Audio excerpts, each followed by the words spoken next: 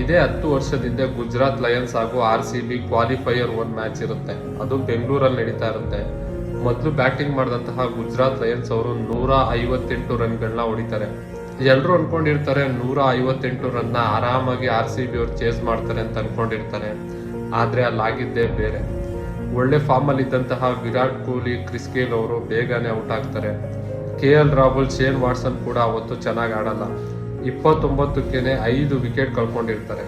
ಆದ್ರೆ RCB ಅಭಿಮಾನಿಗಳು ಮಾತ್ರ ನಂಬಿಕೆ ಕಳ್ಕೊಂಡಿರಲ್ಲ. ಯಾಕಂದ್ರೆ ನಮ್ಮ RCB ಪಾಲಿನ ಆಪತ್ ಬಾಂಧವ ABD ವಿಲಿಯರ್ಸ್ ಇದ್ರು. 29 ರನ್ಗೆನೆ 5 ವಿಕೆಟ್ ಇದ್ದಾಗ 45 ಬಾಲ್ಗೆ 79 ರನ್ ಹೊಡೆದಿ 5 4 5 6 ಹೊಡೆದಿ RCBಗೆ ಜಯ ತಂದ್ಕೊಡ್ತಾರೆ. ಇಂತಹ ಎಷ್ಟೋ ಕಷ್ಟದ ಸಮಯಗಳಲ್ಲಿ ABD ಅವರು RCB ಕೈ ಹಿಡಿದಿದ್ದಾರೆ. ಇದುವರೆಗೂ ಅತಿ ಹೆಚ್ಚು ಮ್ಯಾನ್ ಆಫ್ ದ ಮ್ಯಾಚ್ ತಗೊಂಡಿರೋದು IPL ಅಲ್ಲಿ ನಮ್ಮ ABD ವಿಲಿಯರ್ಸ್. ಇವಾಗ ವಿರಾಟ್ ಕೊಹ್ಲಿ ಬೇಗ ಔಟ್ ಆದ್ರೂ ಸಹ ಪಟಿದಾರ್ ಇದ್ದಾರೆ, ಪಡಿಕಲ್ ಇದ್ದಾರೆ, ವೆಂಕಟೇಶ್ ಅಯ್ಯರ್ ಇದ್ದಾರೆ, ಟೀಮ್ ಡೇವಿಡ್ ಇದ್ದಾರೆ, ರೊಮಾರಿಯೋ ಶಫರ್ಡ್ ಇದ್ದಾರೆ, ಅಷ್ಟೆಲ್ಲ ಯಾಕೆ ಕೃಣಾಲ್ ಪಾಂಡ್ಯ ಇದ್ದಾರೆ.